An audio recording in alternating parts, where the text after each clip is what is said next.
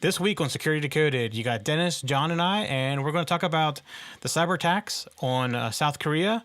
Apple adds two-factor authentication, Skype is leaking your location, and Pope spam. All that and more coming up.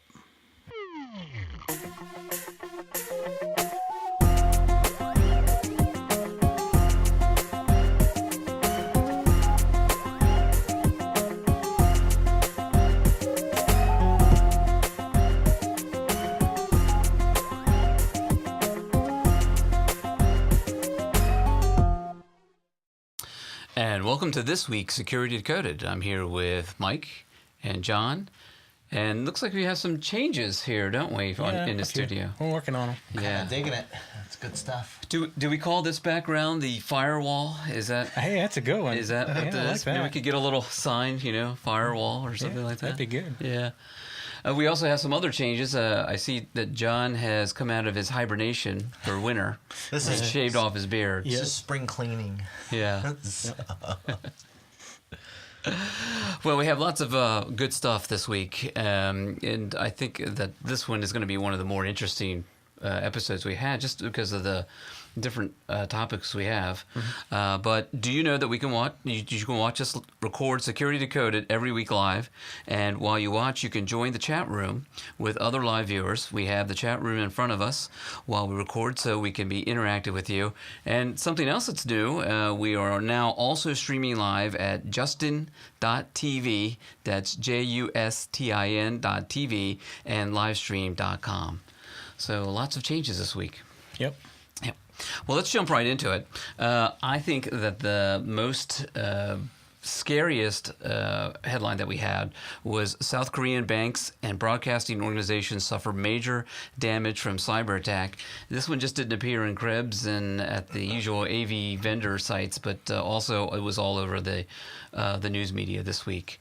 So, John, what's your first impression of this? I gotta say, it's really scary stuff.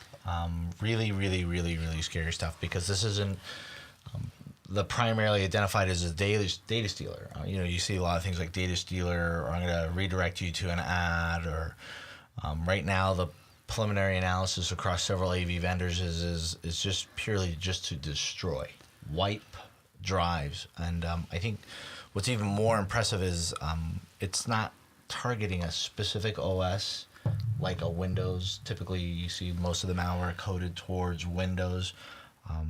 They found a Linux component to this. Yeah, I saw that shutdown command in there for Linux. So yeah. And this is the first time that we've seen a package within a package. So they have the Windows attack, and then they have the Windows component, which is going to wipe out your, your kernel, your user, your Etsy, your home directories. And that pretty much is a reimage from your media, whatever your install package was, not the restore backups. You're going to have to do a total reinstall if you lose that. Yeah, and they was initially reported through the media, and I'm sure several vendors that cover the region were aware of it because of the reports they were getting. So I think they were a little slow to respond to it, because basically the symptom was black screen. Right. Why am I getting a black screen? Now my computer won't boot up. For you able to reverse something like that is nearly impossible, because of the fact that the master boot record, what's essential for any Windows device to even start, is it's gone. Destroyed. Yeah. So when you go to do any kind of interviewing, to do some backtracking to help discover what you're running against, you get user going, I got a black screen. You're like, okay. And it makes it even more difficult. So what you're hoping for is a really well-designed, layered security defense system that can do packet capture and analysis, heuristics detections, look for the behaviors, and then pull from the logging. But, it's really scary in the sense that they also targeted ISP providers. Yeah. So banks and telecom units of South Korea, mostly affected. Mike, when we say state, from our previous episodes, if we say state-sponsored cyber terrorism, who do you think of here?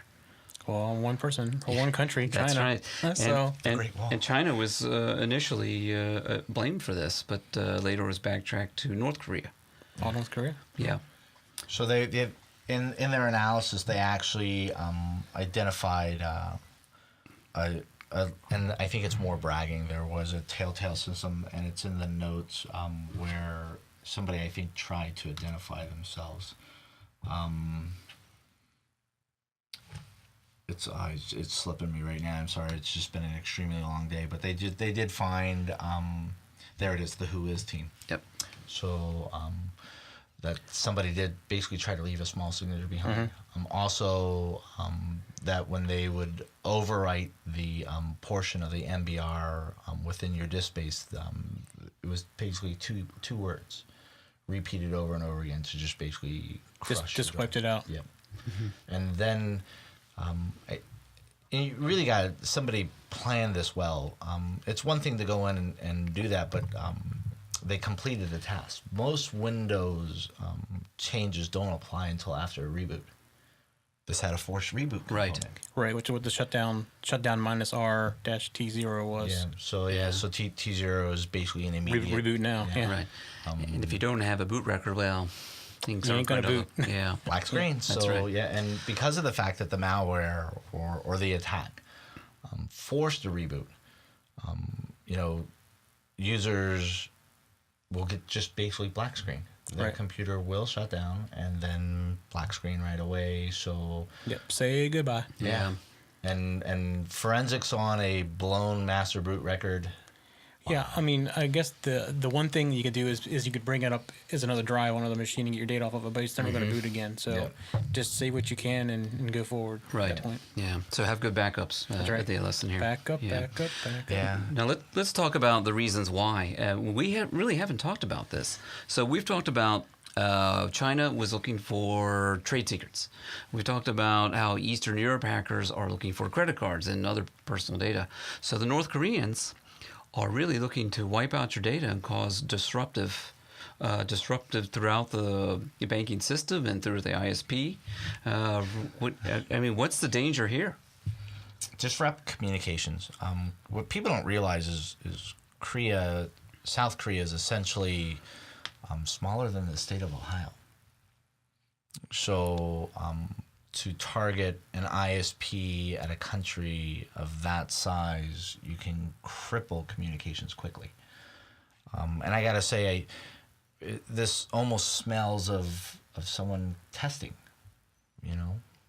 What can I do? Initial strike. Yeah, Yeah, how preemptive effective is it? preemptive Yeah. strike.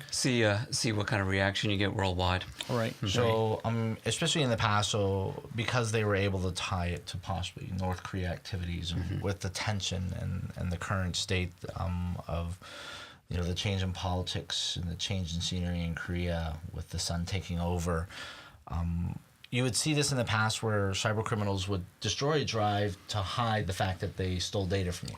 Right. Cover the tracks. Yeah, this was just a straight up bomb. So Yeah, in other parts of the news, North Korea is really sending out the threats however they can, and so I guess it's a natural progression for them to go, okay, I've got your banking system, and I don't care. I don't Right. want the data. I can delete it, and Just to show you I have access to it. that's right.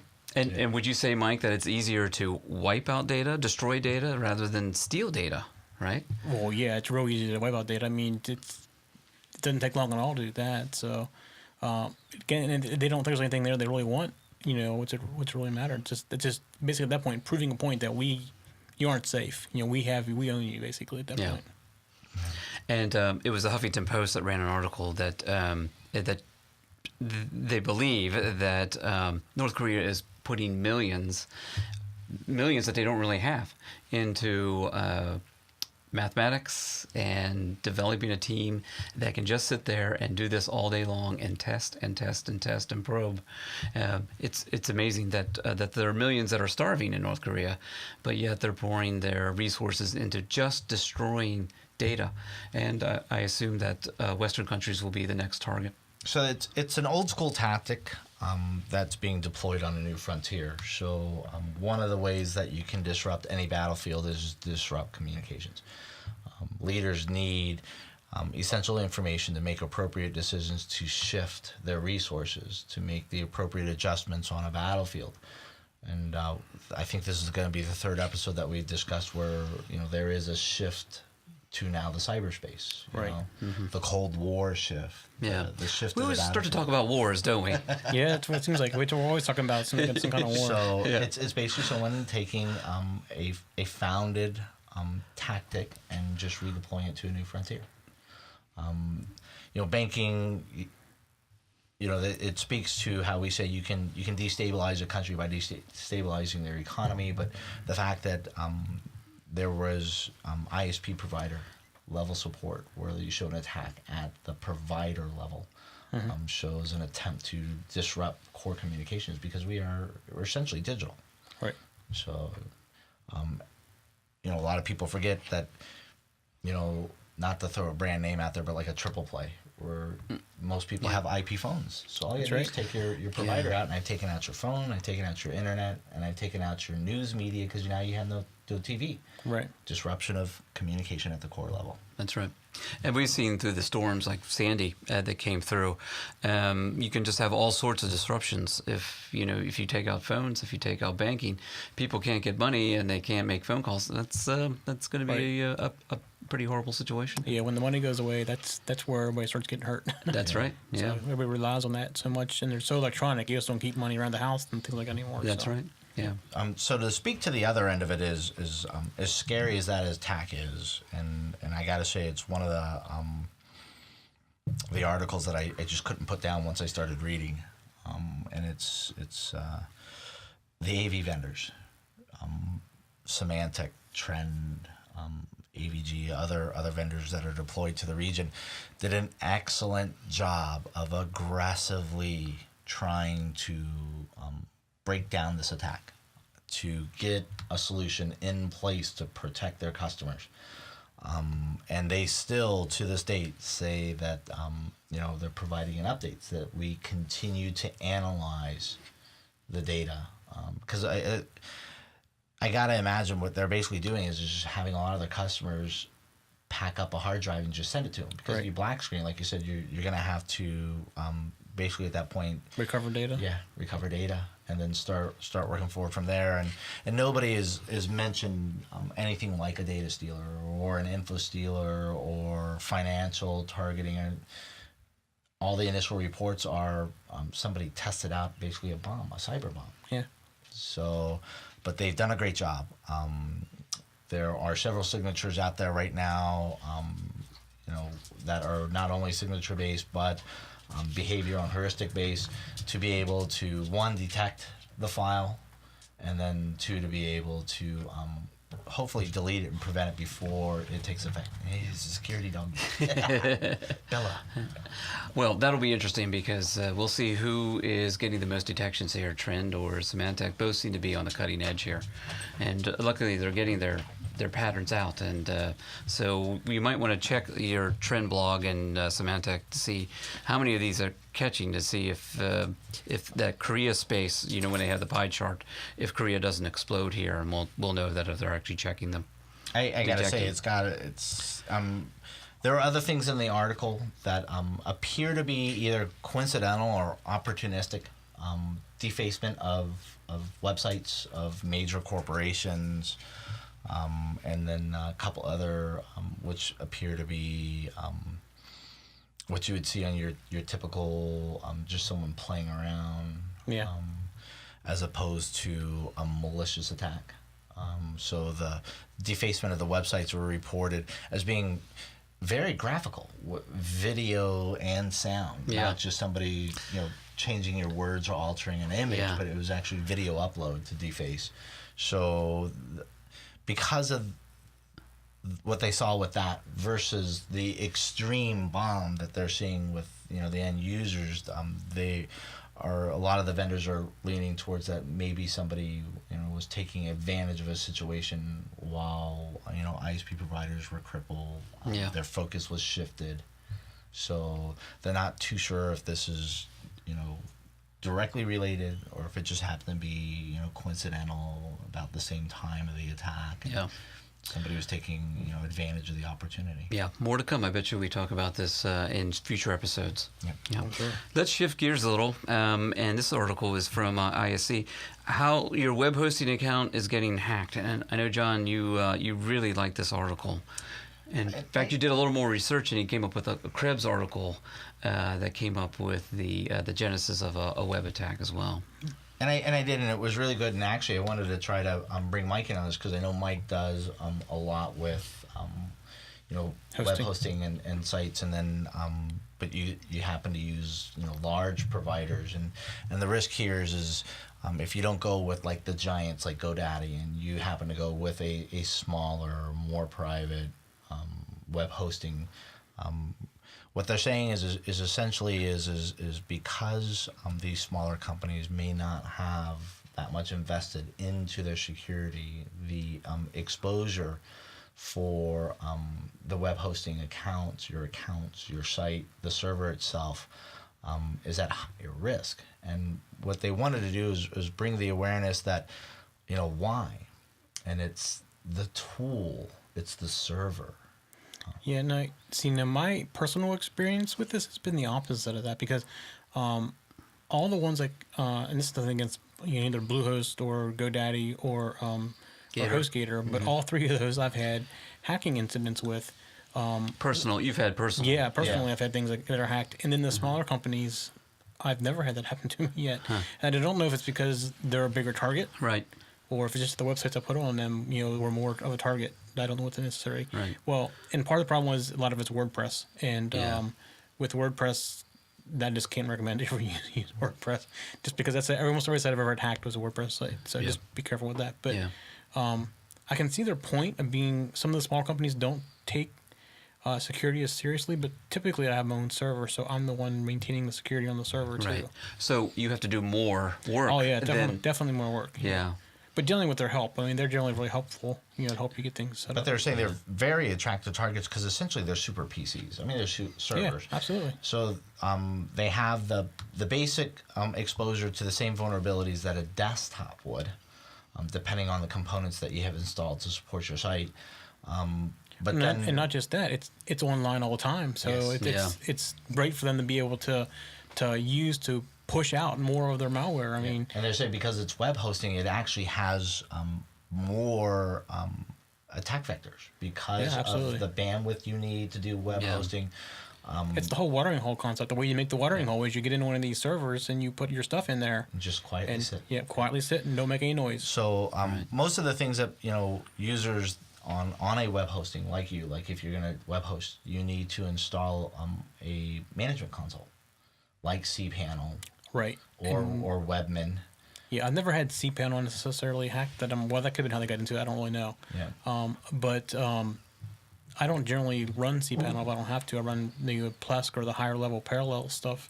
I don't have no need for cPanel. So I don't. If it's my own server, I don't usually run cPanel. But the fact that a lot of those tend to be web management consoles. Yeah, absolutely. So, you have access to the whole machine at that point. Yeah. So if they get into that, they have access to everything. Yeah. So which increases the attack vector on a web server. So you can patch your server itself, but if you don't pay attention to the console, somebody cracks your console, you're like and I kind of wonder if that wasn't part of my problem before, where with Bluehost and HostGator, I had cPanel. Yeah. Because I was on a shared server, and I have one server at HostGator still that's not cPanel.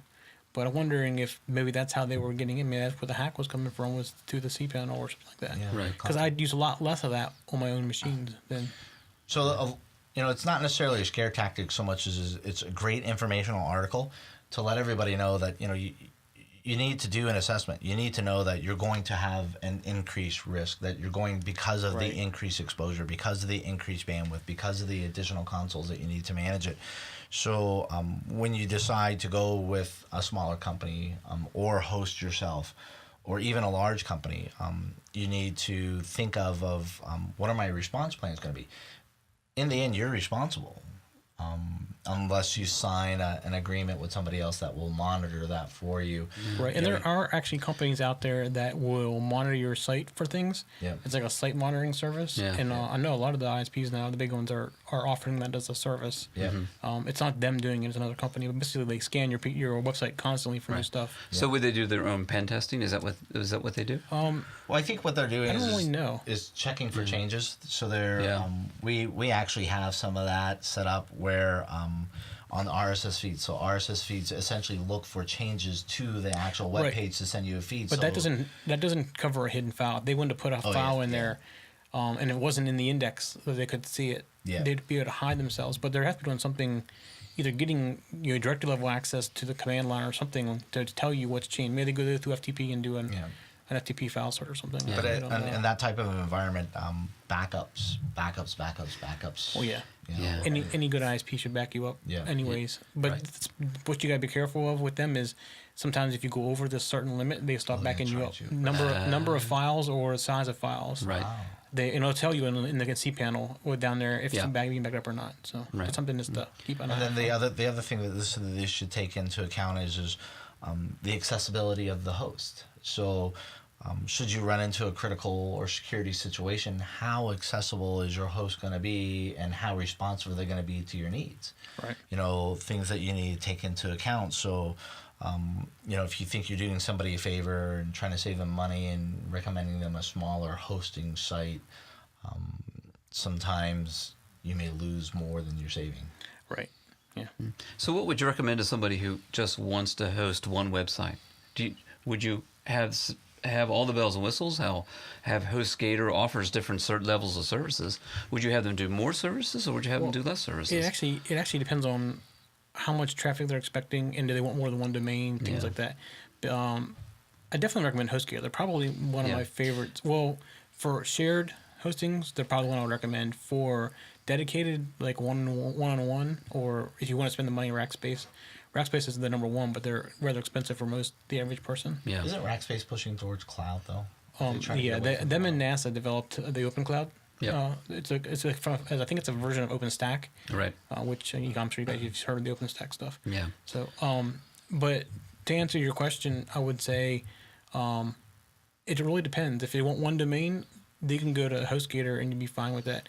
What you gotta be careful is if you're running something like WordPress, they have the ability to keep it updated for you. Just make sure you're constantly checking that because Yeah. if a vulnerability is found, they'll update it pretty quickly. Right. So. Yeah. I've had good luck with HostGator too. I've always liked them too.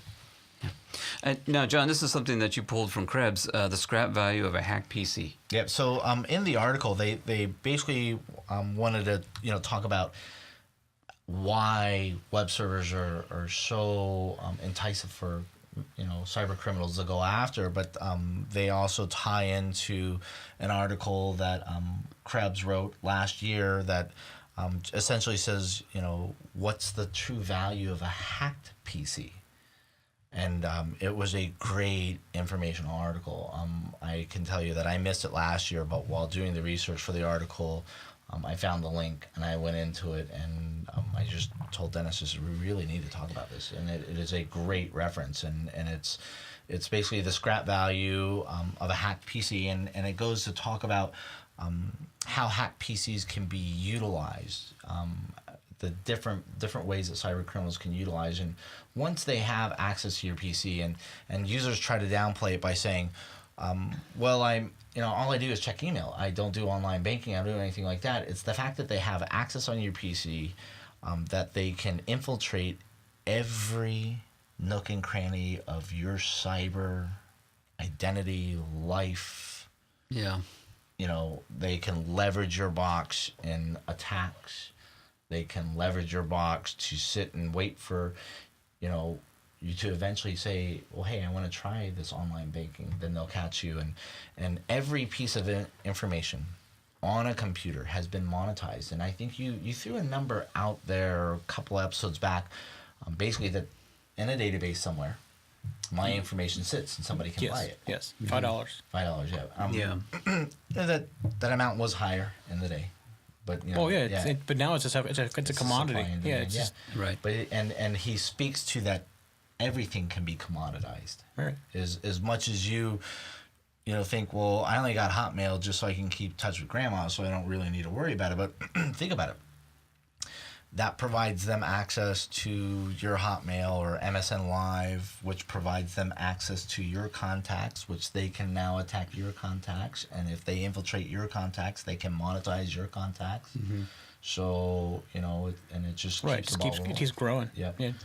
So, what were the visuals on this article, John? Did they have a spreadsheet they had a great graph. So basically, essentially, it was a image of a PC, and off of the image of the PC had all the ways that a cyber criminal can utilize your hacked PC in either additional attacks, like DDoSes, or in spam campaigns, or to steal your data, to get additional contacts, to steal more data.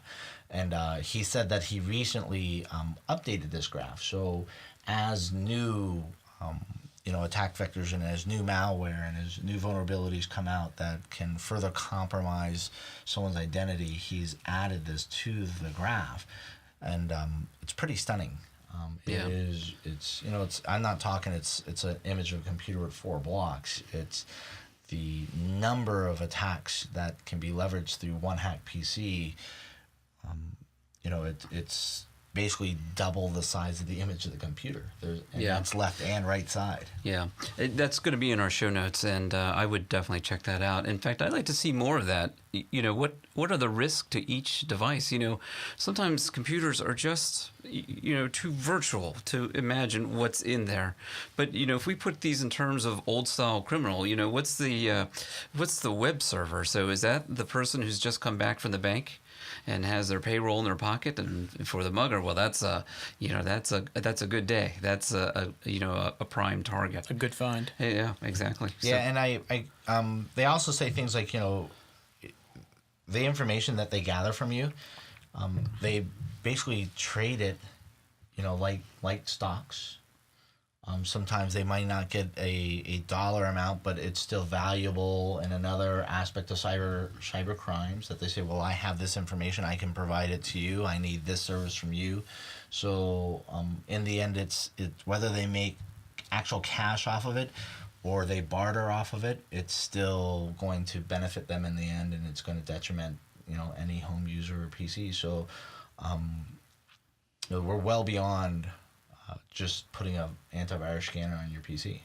Right. Yeah. So, and this stuff, the entry may be low tech, but the end result is very high tech. Yeah. It's always low tech with you, isn't it? Yeah. LT. That's right. LT. That's right. I think we have a new nickname, and he is wearing giant blue. So, but those were great articles. Really, I suggest going to show notes and checking those out. Let's go ahead and reverse gears again here. A bug in EA's Origin game platform allows attackers to hijack players' PCs, and that comes from ARS Technica.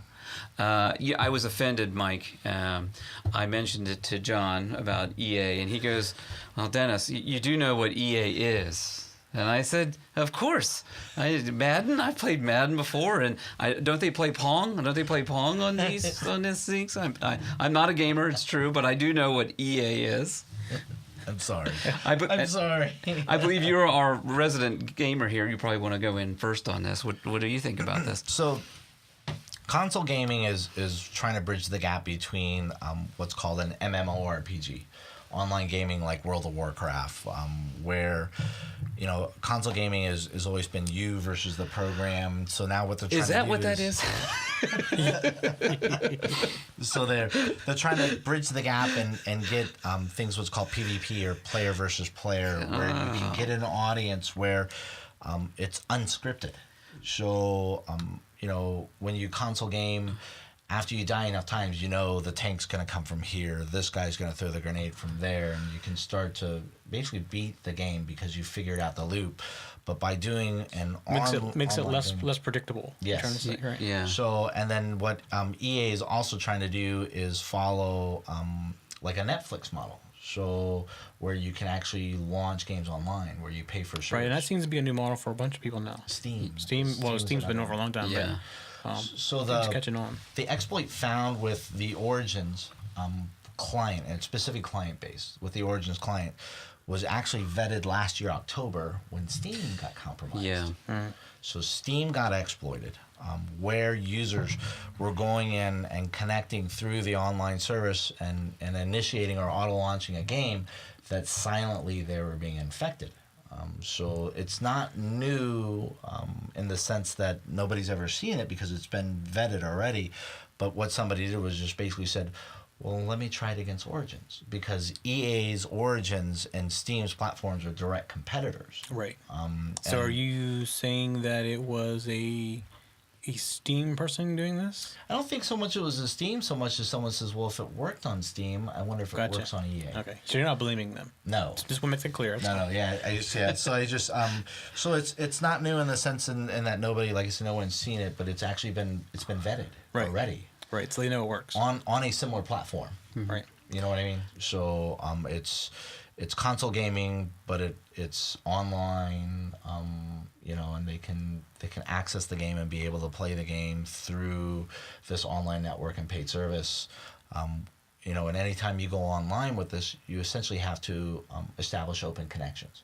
You're opening right. gateways. Well, yeah, and I mean, think about it, your machines be open for the game to play. Yeah. So just that alone. So so this was brought out in an actual, I think it was a Black Hat conference in Amsterdam, and it was demonstrated that the Origins platform, the client specifically, could be exploited, and they exploit it through the URI, which is essential for the Origin clients to run some of the games on their platform. And they had a game, they had an interface, they went through the Origins, they launched the game, and then they showed how they could manipulate the interface and start to download malware while you were playing the game and had no idea that you were being infected. And so EA, they took the information to EA. They did their due diligence after they tested, they presented, and they said, hey, look what we found. And they went to EA and said, hey, we kind of found a flaw. You might want to address it. This is where I almost think that EA made a mistake. So what EA did was downplay it. So EA... That never works. You don't want to try to downplay something until you're sure that it's not as bad as what you think it is. So, yeah, because EA says that... it just comes back to bite you. Yeah, they said that our team consistently investigates hypothetical. So this isn't... I'm sorry, but when you're at a Black Hat conference and someone just blew your vulnerability out into the public... Yeah, that's something you don't want to say at a Black Hat conference. It's hypothetical because they're gonna prove it That's at the conference. Yeah, it'll be on YouTube shortly after. Well, it could already be on YouTube by now. Yeah, so. but they say that they can continue to investigate and address issues like that to provide a more secure product. But the fact that somebody had to say hypothetical, I mean, come on, really? Yeah. That's the wrong thing to say. Somebody didn't go to Black Hat and said, I think you can do this, or what if we could do this? Someone went to Black Hat and went, look what I can do. Right, yeah. So, and you don't want to stick your head up a Black Hat. That's right. Yeah. If you remain unnoticed at Black Hat, the better. Don't take your phones. That's right. And this article is pretty interesting. Mike, I'm sure you have lots to add. We've been hearing about this, that Apple adds two-step verification to iCloud and Apple ID. Yeah, so I guess the question is, have you guys gone out and gotten yours yet? Not yet. I definitely recommend you do. Okay. It's not a pain. It's just like you have to use it for everything. It only does it for like account changes and things like that, high level stuff. Just buying an app on your phone, it won't ask you for your two-factor. So it's not as intrusive as some two-factors. Yeah. You don't have to have it, with you all the time to buy an app or something like that. It's only like when you're making account changes, password changes, stuff like that. Now, so is it verification? Is it two passwords? Or what does it? It sends it to. It uses the Find My iPhone app to basically send you the code. Oh. So it puts the code on your phone. Okay. Yep. So and like you said, so it's right now it's compartmentalized. Yeah, it's not like some things it wants a password or two-factor for everything you do, and it's not like that. It's not that intrusive. So if it was, I wouldn't recommend you do it. Right. But I mean, if you use the Google two-factor, it's very similar. Yeah. it actually is probably less intrusive than the Google one is, even, I would think. Yeah. And the Google one's not that bad either. You set it up, and after you get it working, you don't really got to worry about it too much. You make account changes and stuff. Right. So it's like a cloud token code. Yep, exactly. Yeah. That's good. Yeah. This next article headline came from Krebs Security, and I have a lot of problems with this one. So, Privacy 101, Skype leaks your location. And what it is that there are programs that you can add on to Skype, and it will pinpoint your IP and your location. You actually don't have to add anything to it. It'll tell you what the person's IP address is, Right. and then you just go to the location IP database, and I feel you get a general. You don't get an exact address, but Right. you get a general. Yeah.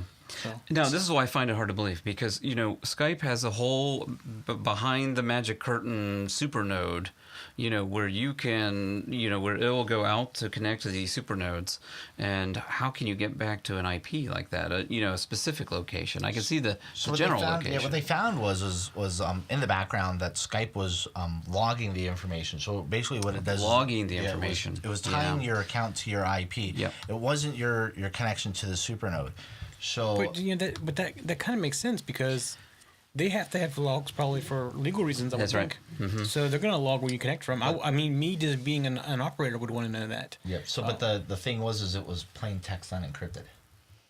So you didn't need any kind of elevated privileges to go into it to be able to do that. So they said all you needed. But that's on the essentially Skype was- servers, though. Yeah. They essentially said Yeah. all you really needed was the username, and then there was a Yeah, method. but it wasn't for the general public. It was for them. No, they said if you went out on the article and if you Googled for within the article they tell you which tools. There are several free ones out there, and they walk you right through it. But yeah, those are installed onto Skype, on the Skype directly. Yeah. So you don't have to Right. go to the Skype server. I mean, all that's doing is showing you the remote IP address, which is actually already there. Just Yeah. it's hard to get to. Yeah. So the tools have made it easy to get to, basically. Yeah, and that's what it did. So, and it made it a little more accessible. So, it can allow for, essentially, either harassing somebody, or what Krebs, and was it ARC? Yes. ARC. What they said was they found was that they were able to utilize a similar method to get their IP to basically send a DDoS targeted attack, and they mentioned it in the article that they were DOSed. Right. So the super dog wants to. Yeah. The Superdog wants some attention. I think we might have to do a little more on Skype, or maybe that's a good one for. Yeah, and we for use Security Skype, Yeah. a lot here. Yeah. Actually, So the night we did the thing together, but That's right. I use it for other shows, a lot more. Right. Like tomorrow night's show, I use it to talk to people and to talk to us. So, Right. it works. Yeah. So they said that this is actually a very old vulnerability that prior to Microsoft purchasing Skype Yeah. existed. And when Microsoft purchased Skype, they were hoping, here we got a little bit deeper pocket. Maybe they can do something to remedy this to help provide better privacy, and it's a privacy issue. Microsoft says, well, we're aware of it. And But if you think about it, the average person wouldn't know what to do with it. yeah. That's right. It's the people that aren't the average That's right. that are the ones Yeah. you want to stay away from it. And the average person wouldn't care, for that matter. That's right. Because your IP address is just a number somewhere. The fact that they can figure out you live in Frederick, Maryland, or wherever. Right. Yep. I mean, what are you going to get a phone book out and try to find the person? Yeah. I mean, And so this is a concern for me. For my children are always using Skype, yeah, and yeah. I'm but concerned. beyond that, it gets more sensitive when your kids are using your phone that's storing where the picture was taken from. Yeah.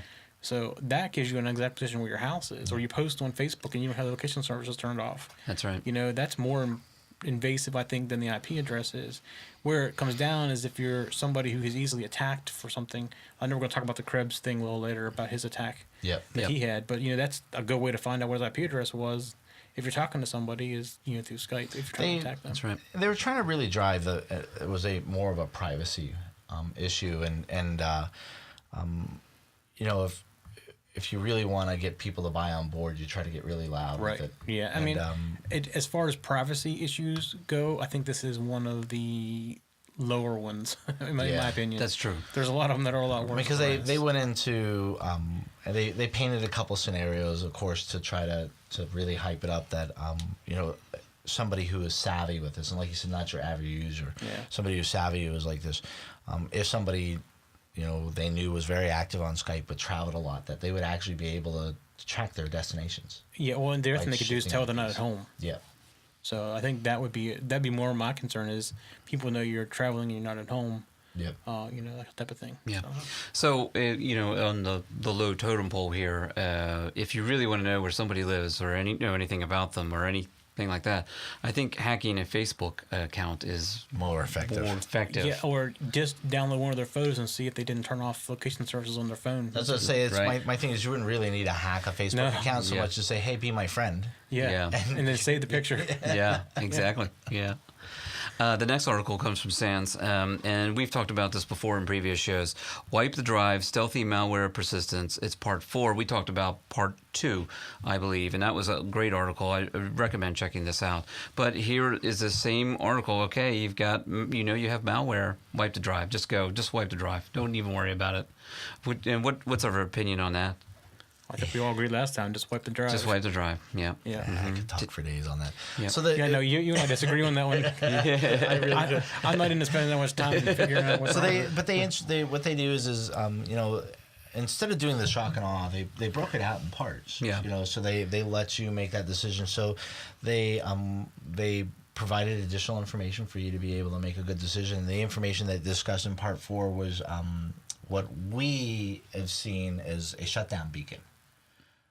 Essentially, it's going to execute a DLL at logoff, at shutdown.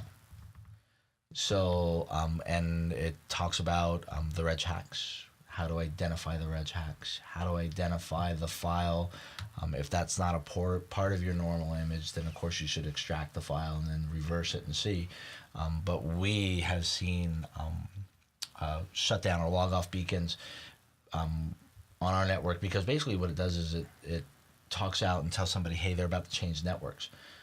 And if they know what your your corporate network is versus your home network, they're going to know that you're probably sitting on a more vulnerable network when you're at your home. So if they see a shutdown beacon and they identify that to be your corporate office, so they're not going to try anything.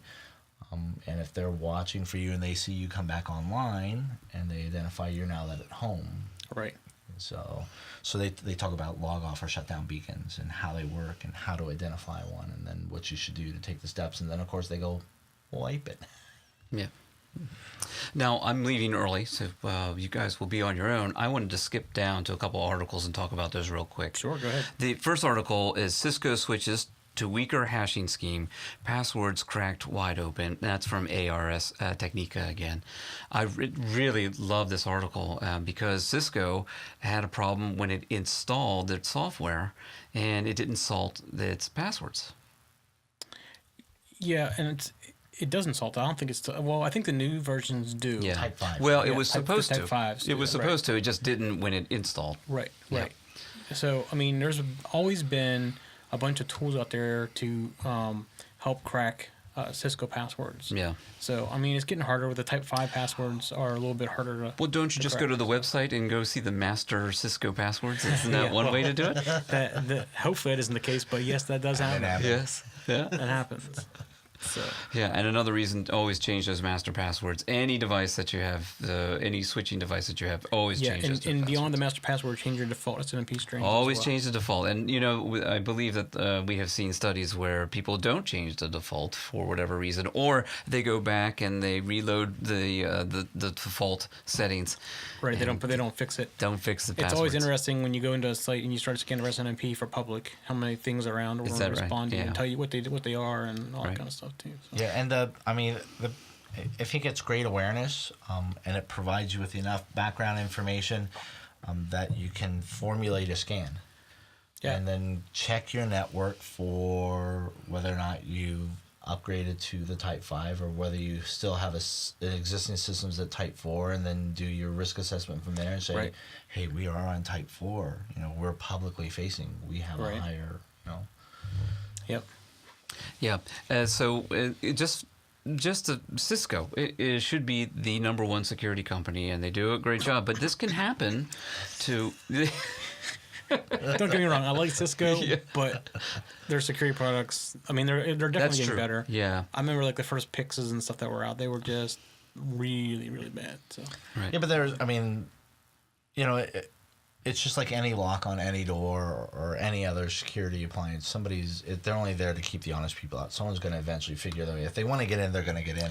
Well, they figured it out. Yeah. And they said, Cisco, yeah. "Oh yeah, here." and at least they're being open about it because That's right. they could hide it and say just under their covers. So they're telling everybody if you have 4s, go to 5s. That's right. and things like that. So Yeah. And that's good in the sense that it just shows that they're trying to be proactive. right, exactly. Mhm. And as we talked about that, better to get it out, let everybody know, Yeah, and then be surprised by it, or know it and keep it a secret, and then have a hack. These days you don't keep things secret for very long. Yeah. So That's right. and it doesn't hurt you in the long run. Everything is very fast these days. That's right. You come from. We talked about the Black Hat. Well, it's going to be on YouTube that day. Right. You know that they come up with something. Yeah, while they're sitting on the floor in the conference center, they're putting it on YouTube when they're done. Right. So I mean, it's just like the Yahoo exploit that we talked on last episode. The person that actually found the cross-site scripting exploit, learned how to leverage it, YouTubed it, and then posted it, and then invited everybody to go download a tool and give it a try. Hey. That's right. Yeah. So yeah, I mean, I gotta say, if I'm trying to learn something, if I don't ask Mr. Google, I ask Mr. YouTube. Yeah. That's yeah, right. One or the other, right? So That's it. It's amazing. I don't know if YouTube was ever meant to be a teaching tool, but it sure has become that. I learned all sorts of stuff. I had a neighbor who couldn't get her key out of her minivan, and she asked me to come over because we had the same minivan, and I couldn't get it to get out either. You know, it was almost like the wheel was stuck. I go on YouTube and it says, "Oh, you have to turn the key while you're turning the wheel at the same time." It's as simple as that, but it was right on YouTube and had a pretty good explanation. Yeah. So the next article is kind of in the same vein. What's right and what's wrong? You know, is it right to tell about a vulnerability that you discover? It's in the same vein. So here's the headline: Guerrilla researcher created epic botnet to scan billions of IP addresses. And this again comes from ARS Technica. And this is what the researcher did. Unnamed researcher scanned the internet for IP addresses. I don't think he's unnamed anymore. I think he's been arrested. Is that right? I think so. Then they definitely would have his name. Is that right? Because the article, which came out on the 27th today, didn't name him. Oh, that makes it that's a different article. Because somebody else did something very similar to that. Yeah. They went in and basically scanned the whole internet. Yeah, scan the whole internet. Yeah. And Is that the one that has the maps, nice pretty maps in colors everywhere? it didn't say that. It says unknown hacker developed a small scanning program. Yeah, I'll have to take a look at it. I mean, I didn't follow you know, that. I think that's another article actually. Okay, because yeah. the guy who did the nice pretty pictures and everything was arrested. Yeah. Wow. And basically told everybody that he wants the maximum penalty. I don't know why you do that, but he told everybody. And he did a Reddit AMA the day before, and they used some of that. in the I think trial. that is another article. So Okay. this was a researcher who did it for researching purposes. Well, which the other guy did too. He's just Is trying that to right? prove. Yeah. Trying to prove a point. Yeah. So what he did was he herded 420,000 internet connected devices into his botnet group. Now he put some safety measures in, so if it affected the PC, it would dump out. But really, he scanned the whole network, and the 420,000 are ones where he found passwords that he could get in, either root or, you know, if it was the nobody password, anything like that. And that's 420,000. Now, I imagine that a good portion of these were printers, because nobody locks down a printer. Right. Nobody thinks about locking down. the Nobody printer. thinks about So locking. it's one of those things you don't even think about. Yeah. It just prints. What else? Why would lock it Well, I down? mean, That's but right. what people don't realize is that printers are getting more and more complex, and they actually have FTP protocols installed on them. Of course they do, and they have operating systems, and you know it's hard to tell what kind of operating system it is these days. It And could, all you need is that one hole into the network, and if it's a printer, once you're in, you're in. it's a jump point. Right, and it does have a network card, so if you wanted to launch a DDoS attack, you could do it. You could do it because it's going to ping out, and we know that printers can get awfully chatty when they have problems and issues. I mean, but it's, you know, there's things like that going on, and you know, there's always an ethical issue. But I gotta say, I think it's ethics kind of gets thrown out of the window when you see the end results. He was very open about it. He discussed that it was research. He obviously didn't use it in any type of malicious, you know, attack or or exploits. He didn't steal data. He put a lot of safety measures in place. So when somebody says, well, how ethical is it? Well, if I do that and then I botnet somebody and then use them in a DDoS or rent it out, then yeah, of course that's not ethical and that's criminal. But if you do it to, provide additional information that may further the field, then I still think it probably falls into the illegal activity under some kind of communication. So you think that this is a criminal activity? Well, I don't think he meant it to be criminal, but I think it could be But considered intent is not always the basis for criminal law. That's right. Mm-hmm. Yeah, I thought that was very interesting.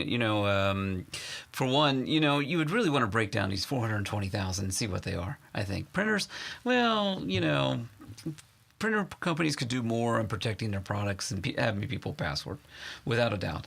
But it's less information, less harmful to hack a printer than it is a PC. Yeah, and the other thing is you try to put a concept around the size of the internet, and to me, it's almost mind blowing. Unfathomable. Yeah. And the fact that he got that number is a snapshot in time. Yeah, that is what it wasn't a very long time period either. That what was on, at that time that he happened to be doing his research. So imagine if somebody was doing this continuously, what that number would be. Right. The other number, I imagine, that's pretty high in at 420,000. I bet you there were some free Linux products that were in there where people as we just talked about, didn't change the root password. Yeah. I would guarantee you, because when you download Ubuntu or the other free Linux, hardly anybody thinks to change the root password on it. You know what? And that's even more so now with Ubuntu, because you don't log into root and you sudo run your commands. That's right. Yeah. That's so right. You never even think root to change the password on root. That's right. You never even think about root at that point. Yeah. However, I do think Ubuntu protects you from logging in as root now. Yeah. I think you have to do the sudo. But still, it's one other weak link that somebody can find a hole to get in, So. That's right. And as we all know, they distributed those CDs all over the place. They were all over to get their name out there. And people are probably still using them. And, I bet you the root password is still in there. Well, I know you still download it today. Ubuntu, you're going to get your default root password. That's right, yeah. First thing you should do is go into sudo to root and change the password. Change that password, yeah. Most people don't even... Ubuntu's target market is people that aren't very computer savvy. It's touted to be free, easy to use Unix, and then nobody thinks about going in and changing all that stuff. So. That's right. And that's what it always falls back to is convenience. You know what I mean? Right. Convenience always opens the additional risks. Well, it's convenience and education, I think. That's right. The case of Ubuntu. That's a theme that we have tonight. And they aren't the only ones that do that. Ubuntu isn't the only one. That's right. Puppy Linux does it too. All those. I know all the free ones usually do, just to keep it simple for everybody. Exactly. That's the second time we've said convenience versus security. We talked about Gator, which is a product that we love, and I found it very easy to use. But you get a little complacent. You say, well, here, it was so easy to do, but you got to check that cPanel. That's right. Yeah. I think I have time for one more. Microsoft confirms compromise of high-profile Xbox Live accounts. Again, from ARS Technica. Now, John, what is this Xbox that we speak of? What kind of box is this again? I think it's another console game. Yeah. And just to make this clear, it was Microsoft employees who were playing Xbox, probably at the headquarters at Redmond, probably, or at home, or wherever they are. Playing or testing? Playing, I got the impression that they were high-profile users. That's what I got out of that. How do you distinguish between playing and working in a job like that? It says take over high-profile Xbox Live accounts. So maybe you're right. Maybe it was a combination of people who test, or they're Microsoft employees. I'm not sure. So but they were able to get the access to not only get current but former employee information. Yeah, former Microsoft employees. So and that just goes to speak to the progression of technology. Console games aren't your Ataris. No. It's not just read a chip and spit it out there. They're hard drives with motherboards. They're PCs. They're basically a PC in a little box. Except for you've got a 60-inch monitor sitting in your living room that's coming off of. You can connect to the internet. You can stream movies to it. You can do, Steam or Xbox Live, or you can do Origin's platform. The only thing I think it is really missing is a QWERTY keyboard. And then you have the new ones coming out, like the Ouya coming out. That is, it's Android based. Yeah. So it's, the same Android hacks we already have for Android can be then applied on the Ouya, or how do you say it? Right. Yeah. Right onto the console. Yep. Well, I'll leave you with one thought here. We talked about EA, and then we talked about Xbox. Isn't getting hacked part of the gaming experience? Isn't it part of the game? Well, I mean, we What are. game are you playing? Well, think about it. We have online games. Isn't this just another game within a game? I mean, it can. But I think that's something that's left over from late '80s, early '90s, and I think the movie was called Hackers. Angelina Jolie. Oh, yeah. Oh, yeah, That's yeah, right. Yeah. So I was thinking you meant like what was the original one with the 300 baud modem? War games. Yeah, war games. Yeah. So where that's where they introduced an environment of young, either kids, high school kids, or young college kids, playing video games, free will, having fun, but then they had this expertise. Hacking ability, really high level computer knowledge, not only to hack computers but the telephone system. So they started freaking. That's what they always call it, freaking. Yeah. So they started to paint this image. So and it's sad to say we're gamers and hackers are almost seen in the same crowds. Right. So yeah. I'll turn it over to you guys, and you'll probably want to take off at Apple ID or Apple suspense password resets after critical account hijack bug is found, again from ARS Technica. Right, that's another reason why you want to do the two-factor, because that gets you past that issue. So, will you be careful and have a good night, Dennis? Yep. So, Apple seems to be really proactive, especially with them moving aggressively against Java, putting the onus back against Java, then doing the two-step verification, and now they're suspending password resets after a critical account hijack bug is found. So I gotta say, that's a great job by Apple to quickly identify and to address and then get ahead of. Right. And the other thing we didn't mention before, it was the two-factor is only available in certain countries right now. Okay. I think it's like 5 countries: U.S., Canada, UK, Australia, maybe, and something else, Sweden, maybe, something like that. I don't know why that is, but it's not available. Okay, I was going to ask if it was a limitation of the resources or if it was. I don't know what the reasoning is behind it, but yeah, because I know in our work we run into multiple different layers of security because of different countries on their privacy laws, different countries on their access and their platforms and tools that they allow, and we have to kind of adjust to make sure you maintain the integrity of the network but respect the countries. So I almost wonder if maybe they're running into that a little bit. Yeah, I don't know what the reasoning behind that necessarily is. There's a lot of weird laws that came out this year. I know one just started, maybe today or yesterday, where you can't store in the European Union. Yep. You have to ask before you can store cookies on a machine now. Oh.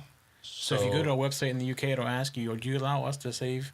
And like the one site I went to. Third-party cookies? Third-party cookies, yeah. So that's something that's new that just started. So that's pretty good. And I know one of the issues back on related to Skype, that Skype is actually running into an issue in the European countries because of the fact that they consider them as telecommunications or a form of electronic communications. So European countries are allowed access to that type of information, and Microsoft and Skype says, well, that's not what our primary delivery is. That's not our primary focus. So no, we don't consider ourselves as electronic or digital communications in that sense. So they're denying certain countries access, and right now they're at war about it. And so, you just got to say, when you see a limited distribution, so are they testing it just to see the effectiveness, or is it a sizing thing? Yeah, I just don't know. Maybe just a rollout, maybe. Yeah, they don't want to take too many things on at one time, maybe. Yep. All right, so since we're in the mobile phone discussion here on Apple and mobile phones, we want to talk about a little bit about Ting, one of our sponsors. Have you heard of Ting? I've never heard of Ting. So I hadn't heard about it till recently either. And Ting is really cool because have you heard that T-Mobile is going to start doing no contracts now? No. Oh, so they're going to do is the buy as you go. Yeah. So that's what Ting is, but Ting uses Sprint. But Ting's been around a lot longer. You know who Two Cows is, right? Who? Two Cows? Yeah. Okay, so that's who runs this. So Okay. they also do like hover and stuff like that. And basically, Ting allows you to go in and it has all these neat little things, but it's all based on what you use, and it's family based. And if you come in and you say your family uses no more than 500 minutes and only 100 text messages a month, 500 megabytes maybe. So it actually bills you on your actual usage, Right, and as they opposed to don't. If you predictive don't use usage. it, they give you the money back in your next bill. Well, that's good. I would almost and that's actually really good. Because, It's really neat. Yeah, I mean, because everybody else forces you to sign these contracts on predictive usage. You Yeah. know, do you think you'll use this much? And then they'll tell you don't want to go over, because if you go over, your charges go to here. I've gone over before, and if you go over, it just takes you to the next level. It Yep. doesn't charge you a fine, but I'm calling a fine. Yeah. Because that's basically what I had. It wouldn't happen to me. But they're using the Sprint network, so they have really good coverage everywhere. They are Android friendly, but lots of really cool devices. And you send to your devices, so you basically buy them, and there's no contract. So you can quit and start up anytime you want. There's no contract for. You buy the phone, it's yours. You want to leave in a month, you leave in a month. So when you do these, and you got to forgive me because I'm not too mobile savvy. When you do things like Ting and you do as a pay as you go, do they offer middleware that allows you to at least back your data up onto your devices? Because I mean, if you it's your phone. You can pretty much back it up as you would your iPhone or your Android phone.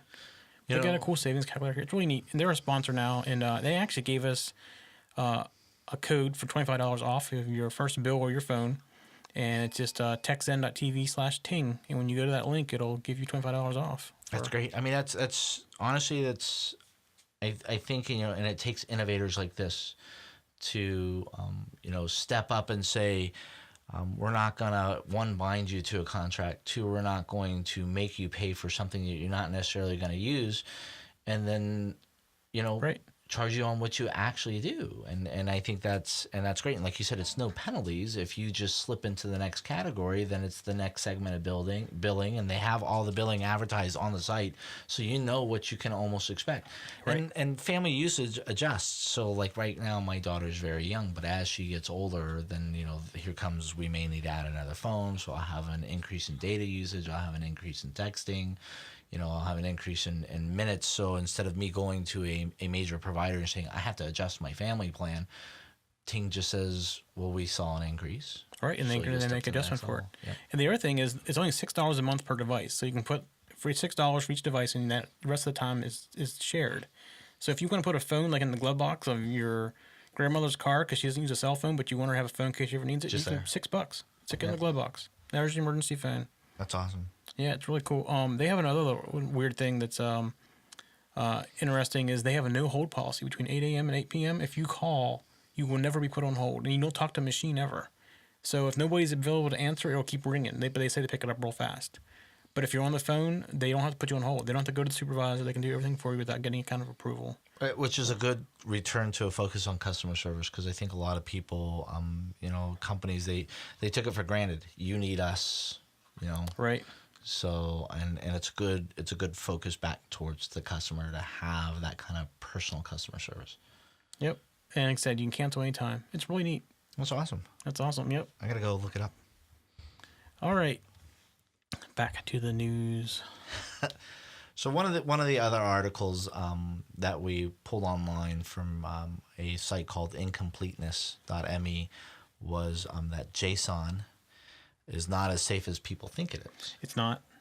So, Mike, with your I coding agree. background, I agree with that. I mean, the thing about JSON is it's so easy and so flexible that people don't realize that it's not as protected. There's things you can do to make it better, but there's no authentication. It's basically a flat file coming down. So, yeah, I agree. Definitely not as Yeah, they're saying that there are basically two essential reported problems. One called CFRS, or cross-site request forgery, that can be leveraged through JSON. There's, like I said, there's no authentication, so it's easy to do. Yeah, so it lets people essentially bypass the cookie authentication. Right. You can do some things to build it in your own, but by default, it doesn't have any of those things built into it. So that's why you don't typically see it like on SOA interfaces, the service stuff, because it's unauthenticated. It's just not as safe as XML and SOA. So, but it just goes on to a lot of people. They're assuming that JSON was considerably more secure than what you should believe it's. And so, I mean, it's not somebody trying to take down JSON. I think it's just more of an awareness item. Right. Yep. Absolutely. So, to maybe do a little more research, and then make sure that you're appropriately protecting yourself, your data, and your sites. Yeah, it can be protected, but by default it's not. And as long as you're aware of that, I think you're good to go. It's more of an awareness thing than anything else. Yep. So it just you got to say with things like Java and Adobe, those guys are on parade right now in the media that things like JSON can slide by you. And, and it's we need the articles like this. And one of the things about JSON is that if you're doing stuff in JavaScript or in Java, it's so easy because it's done in that same format. It just comes right in. So that's why it's so popular. Yeah. As well. And it's a pretty lightweight platform. It's right? all it is a download protocol. So it's very lightweight. So in the Slate.com, the FBI wants real-time Gmail, Dropbox, and spying power. So, what do you spying power? So, what are your thoughts on that? Some pretty well. It comes down to the personal protection. I mean, I don't know how they can actually do that without getting a warrant. I mean, I don't want my data. Not that I'm really hiding anything, but I just don't want everybody be able to go in there and look at it real time without going through the warrant process first. I think it needs to be that helps justify the reason that they're going and getting the data. Yep, and in my CCFE course, when we were going through CCFE and actually they address this on the test, and you actually have to be savvy on it. Data in transit is covered by the wiretap law. Right. Yeah. So what they're asking for right here is you get to go past all that stuff, though. Yeah, we in the security field will always try to push the issue and say, we're just trying to secure you, we're just trying to protect you, we're just trying to secure you, we're just trying to protect you. But I honestly think that sometimes people abuse that. Right. And when somebody does abuse that kind of authority and somebody continually starts to say that, it's detrimental not to just the FBI, but it's detrimental to the entire security industry, and it makes it more difficult for us to accomplish our job. And I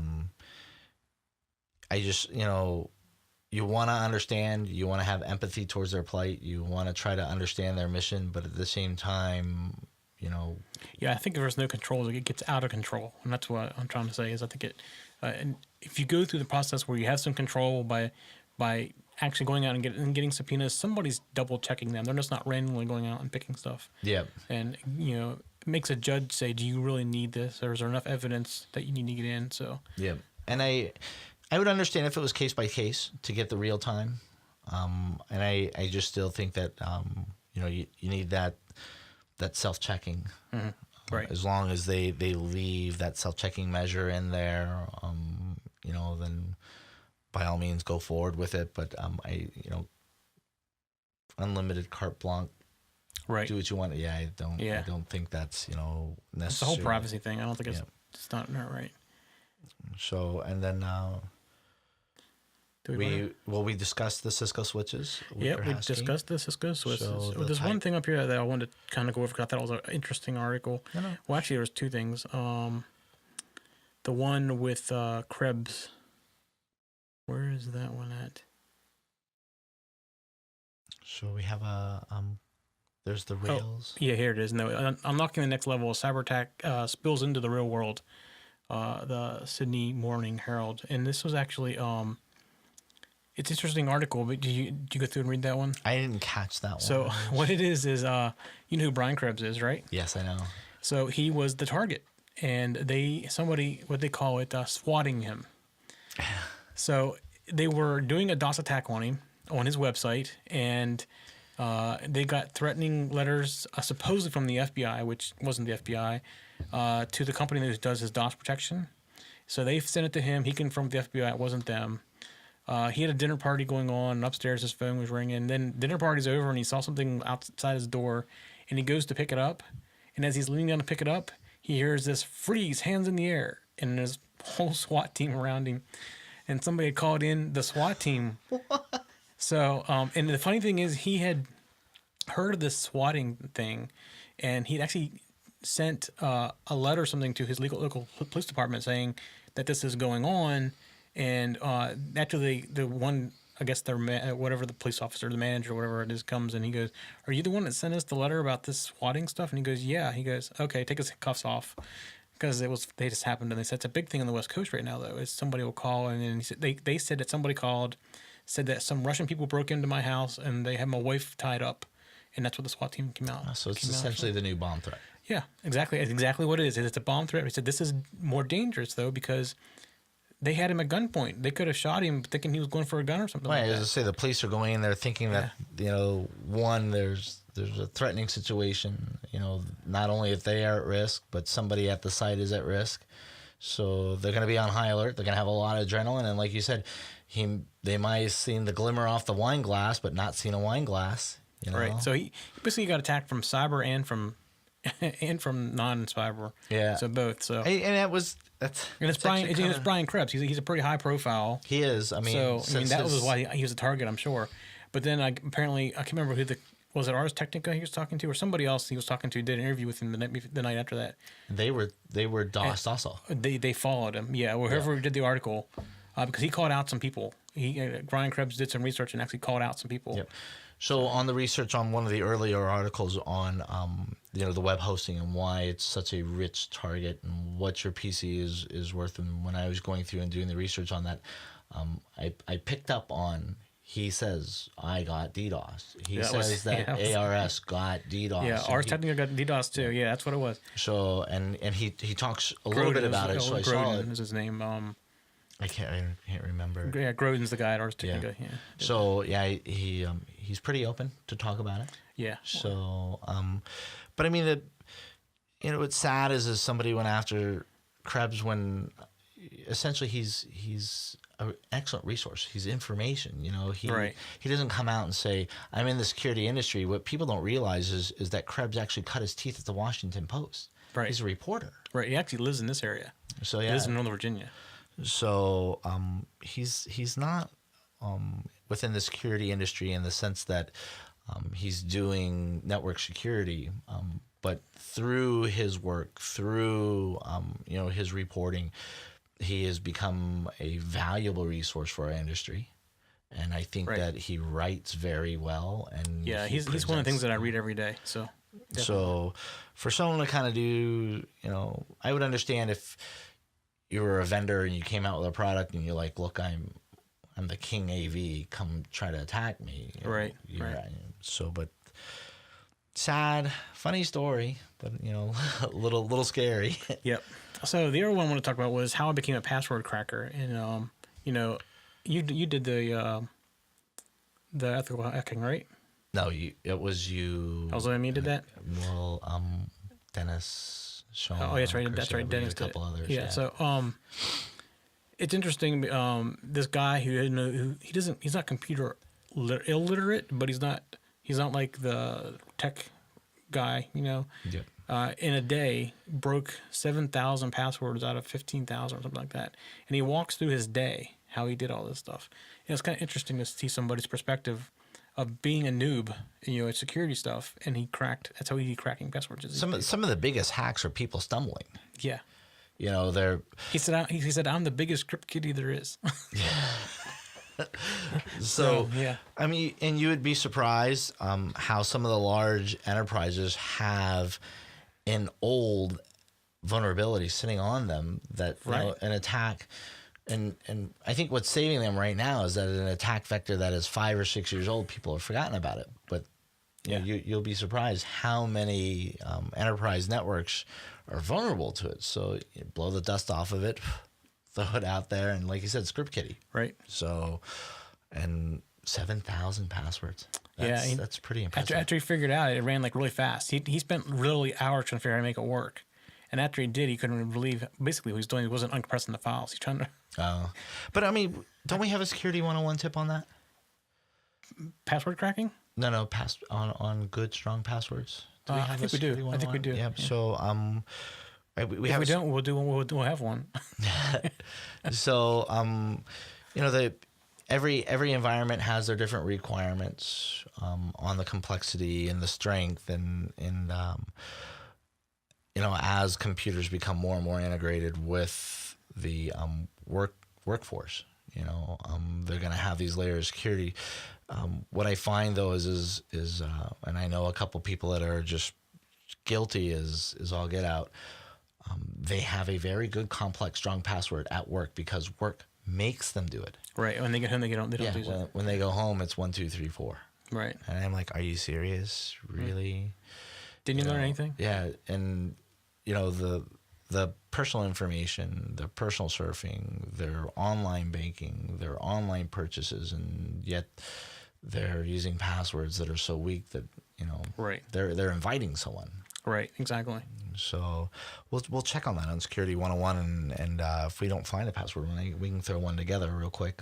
Yeah, I think there is one on passwords, but I can't remember exactly. Yeah, I have a lot of good tips that go beyond, you know, your special characters, all caps, lowercase. Right. So, then we can put together a 101 on that and help people. And a lot of the recommendations that I have that also create strong passwords are they help you remember your strong passwords. Right. There's a bunch of tricks for that too. Yeah. So, so you can subscribe to get us automatically. You can get Security Decoded delivered automatically to your favorite device by subscribing to our Netcast at your favorite podcast directory like iTunes. Also subscribe on our YouTube channel to get regular updates as well. If you listen to Stitcher Radio, subscribe to get used to get Security Decoded automatically every week. So we also have a Twitter account that you can follow to get the latest news and information. You can find all the details by going to securitydecoded.tv.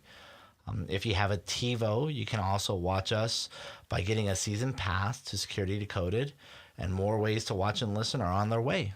So, and this week, well, actually last week, we joined techpodcast.com network of shows as well. And plus Justin.tv. And Justin TV, where we're streaming live, Justin.tv, 24 hours a day. So I'll have to update that on ours so we can include that the Justin TV is a regular part of our...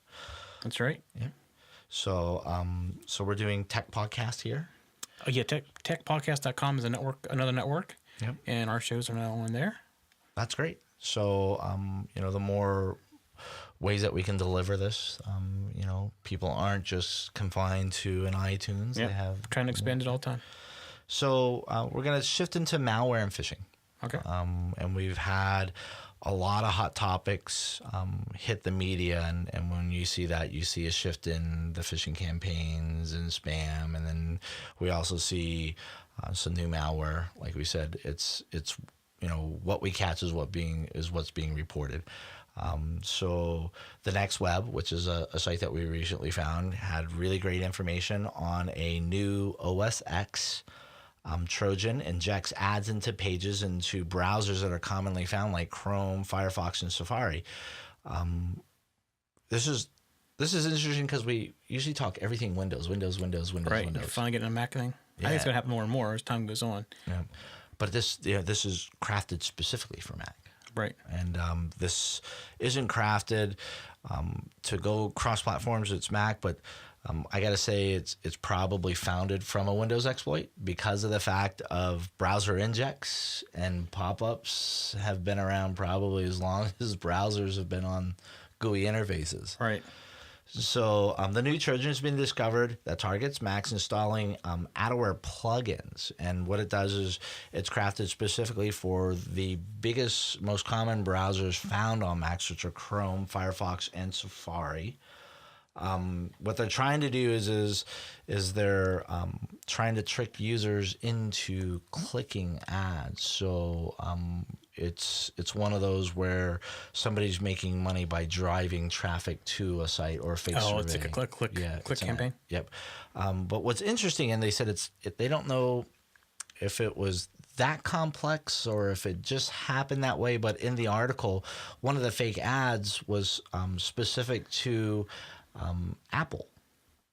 One of the fake Yep. ads was? So the fake ad was gave the appearance of Apple and Apple mobile devices, and this happens to be And most people would think of Apple as being safe. yeah. So And then this is an attack that's crafted for Macs. So they're not sure if somebody put that much thought into it to say, well, if I'm going to inject Macs, then I'm more than likely going to get a click if I can steer people to something that looks like a legitimate right, Apple ad. absolutely. So it was actually discovered by a Russian security firm called Dr. Webb. And what is more important is like you said, is I guess we're going to see more and more of this. And that's exactly what they're saying. They're saying that this is actually a part of a growing trend where they're seeing malware that's been vetted on a Windows. Right, operating system. moving it over to the Mac now. So I don't know if we'll see. It's not something as complex as Korea, where it crosses the Linux and the Windows, where we'll Java exploits, of course, are platform independent, but to actually see installed adware plugins that are multi-platform. Do you think that they'll still stay targeted, maybe vetted? I think so, but a Windows plugin can be fairly easily taken cross-platform because, like Firefox and Chrome, their plugin infrastructure is very similar cross-platform, so it doesn't take much to convert it over. So I think that'd be one of the easier things to convert over would be something like that. Yeah, but I kind of wonder if somebody is trying to craft something a little more specific, because with all the, like I said, all the noise on Java, everybody's saying disable your Java, turn off your Java. It's looking for new avenues now. Yeah. So if Java does start to get disabled automatically, now I lose that cross-platform functionality. Right. Yeah. So New Pope spam. oh yeah.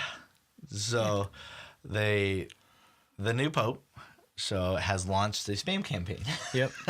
So hot topics, and I gotta say something that we don't have on here, that I will guarantee you is circulating right now because of what's coming this weekend. I bet you there's an Easter spam. There is a Easter spam. Did not send it to you? I didn't see one. Oh, there was an Easter spam. Yeah. I'm gonna send it to you. Yeah. but- So you just gotta follow the holidays. And then in between your holidays, you got to watch your hot topics.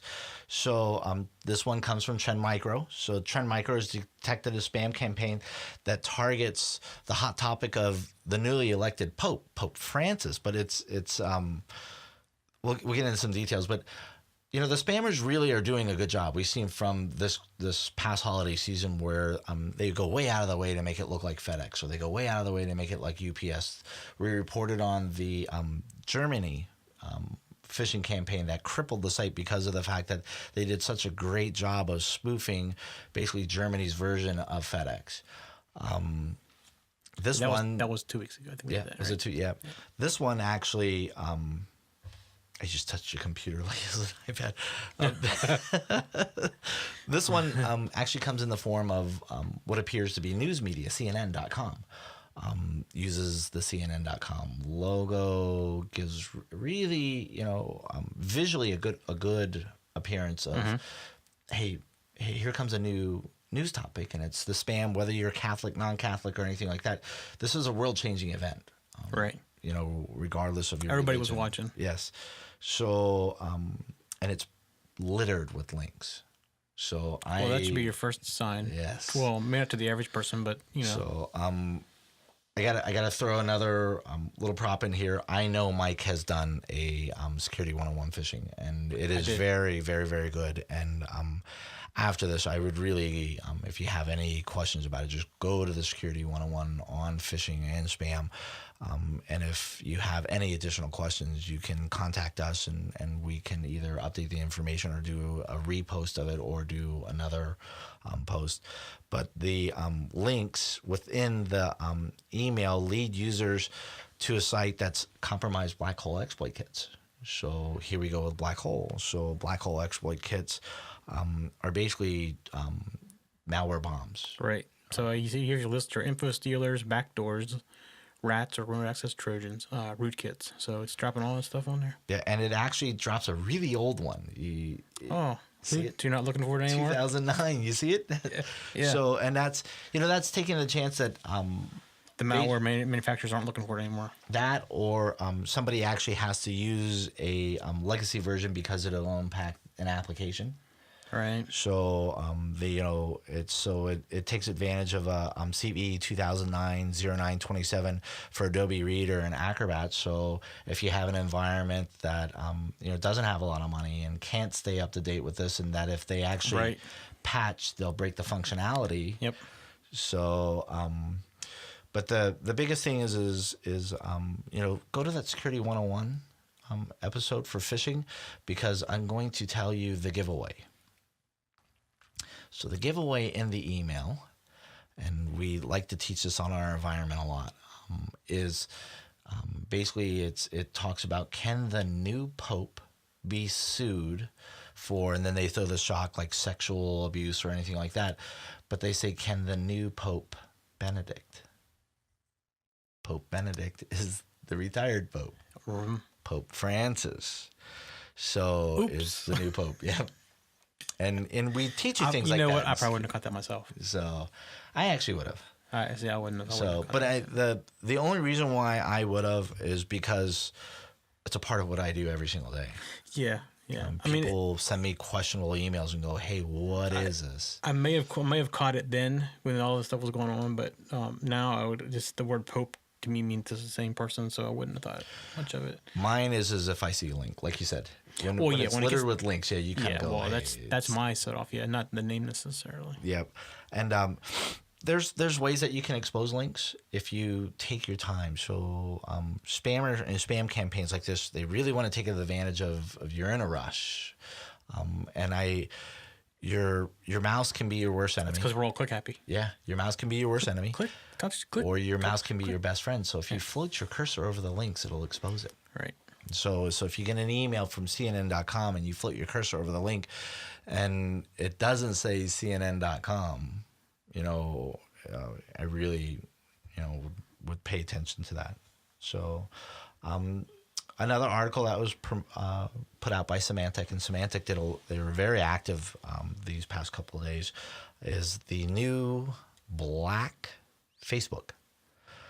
So I haven't read this yet. So that's why I was just now reading it to try to figure out what it was all about. So Facebook got quiet for a little while. I mean, you had your surveys and things like that, and we would see things like the Osama bin Laden last year. Facebook really ramped up, and we had to do a lot to make sure that we were securing users against that. Then there was the big scam of free pizzas going around. So every now and then you get one that surfaces on Facebook that kind of spreads rapidly. And there's a new scam that Symantec found, and it's Facebook Black scam spreads on Facebook. So you're going to start seeing an influx on Facebook where your friends or users are going to send notifications out talking about something called Facebook Black. And they have this really fancy graphic for it. Oh, yeah, make it all look all nice and flashy. Yeah. So it's like a new skin for Facebook, the Facebook Black. So it's distributed similar to previous scams that they've always seen on Facebook. But what they've done is that the users are tagged in a picture that contains a link to an external website. What they're doing now is instead of the link being found within the subject, it's actually down as like somebody putting an additional comment to it. Oh, okay. So when it distributes itself with a comment, and within the comment field is the actual link. So what it's doing is it'll give the impression that it came from you, and then it'll take one of your friends' all my accounts, friends, and that's where it'll hook in. So users that fall into the trap are enticed to once again click and install a Google Chrome extension, and that's what they think they're installing. What if you're not using Google Chrome? Then I think they're taking that chance that you are, and so okay. If you're so lesson of the day, everybody, don't click links. Yeah, and that's actually click you'll catch it. That's the 3 articles we talked about all require user interaction. Click, click, click, click, click, click. So you did it to yourself. Slow your fingers down. So when infected, the scam will actually spread itself. And how it spreads itself is it creates a new Facebook page on the victim's account. And then it has some iframe coding embedded that it starts to distribute itself To the friends, to the fan page. So so we have Smart. we have a propagation method now. So basically a worm, right? Yeah. And A worm that runs inside of Facebook. Well, it runs in your machine, but affects Facebook. out of Facebook too. Yeah. So and ultimately the users that get impacted like this get bombarded with the survey scams. You know, click this, click that, click this, click that, and they said your account just gets bombed. And the survey scans are how they make their money, Right. Which is they basically hit counts. Right. So the more traffic they can drive there, and you know, it hides itself really well within your account. So if you, your friends tell you, hey, you just advertised Facebook Black on me, Facebook has the ability for users to reach out to their security team. You should report it immediately, and then they'll help you identify and then remediate that off of your account, because it's kind of created basically a new Facebook page on your account. Okay. So, and then it'll start to send out and then try to distribute itself. So we have another black hole exploit kit, takes advantage of Cryptroid financial crisis. Another article that comes out from Symantec. Black hole, I just don't understand how it's still functioning when in the end it's a Java exploit. Right. And Java is supposedly written to remediate, right? You can say that. Well, You said it, not me. yeah.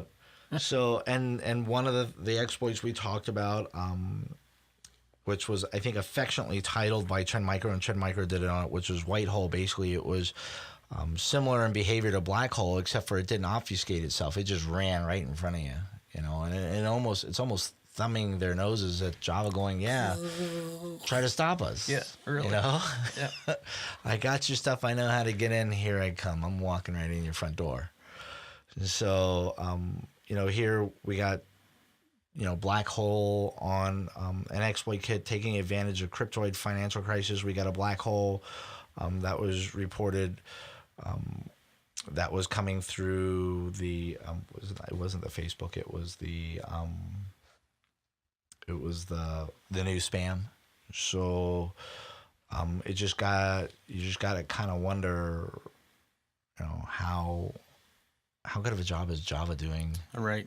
Fixing the problem. Yep. Because if it was truly fixed, then Black Hole should eventually fade right. away, right?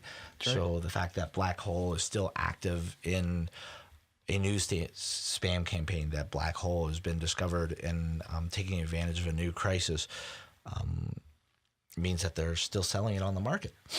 That's right. Someone's still making money off that code because it works. You know? If it works, why change it? Exactly. Not broke, right? Don't fix. Yep. So, you know, I just goes to speak more to like what you said. Just disable Java. Right. I mean, truly, what are we losing? I haven't really missed it since I disabled it. So. But I think what you did was, and I don't know if we talked about it, is you actually have two different browsers with two different configurations. I do. Yes. So. And the one that I use the most, I do not have Java enabled on or Flash. And if I need it, I go to the other browser. That's brilliant, though. I mean, because you use one where you disable the plugins. You use one where you disable those features, and you know, use that in your daily use. You're essentially, you know, adding another layer of security to your cyber environment, and it's no habit. It's not like a habit or a new habit. You just have it turned off. And essentially what you'll do is you'll say, well, I need it because, you know, I didn't see this image or I can't watch this video. Then you close your browser, you open the other browser, watch your video long enough, close that browser, then go back and resume. Right. And people may say, well, now I got to load 2 browsers, but truly loading 2 browsers, opening one versus the other, versus how much time, money, and effort are you going to have to invest when you get hacked? That's right. Absolutely right.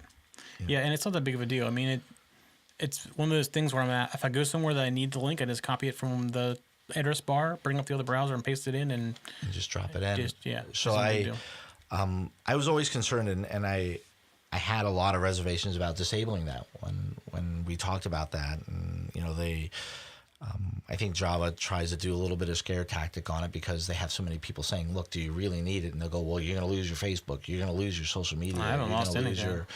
And so I kept wanting to do the research, and I kept watching, and we talked about being able to go into your browser and disabling the auto run feature, so that if somebody tries to run one of these plugins, it'll actually pop up and ask you. Yeah. Right, and ask you. But then there's also another issue where so you update to protect yourself, but what it does is it actually resets you back to default and re-enables autoplay, and then you're bombed again. Right. So I did exactly what you do. After listening and watching your computer, I went home, and I do have 2 browsers, but I have 2 browsers because of some of the functionalities or issues I run into with our applications at work.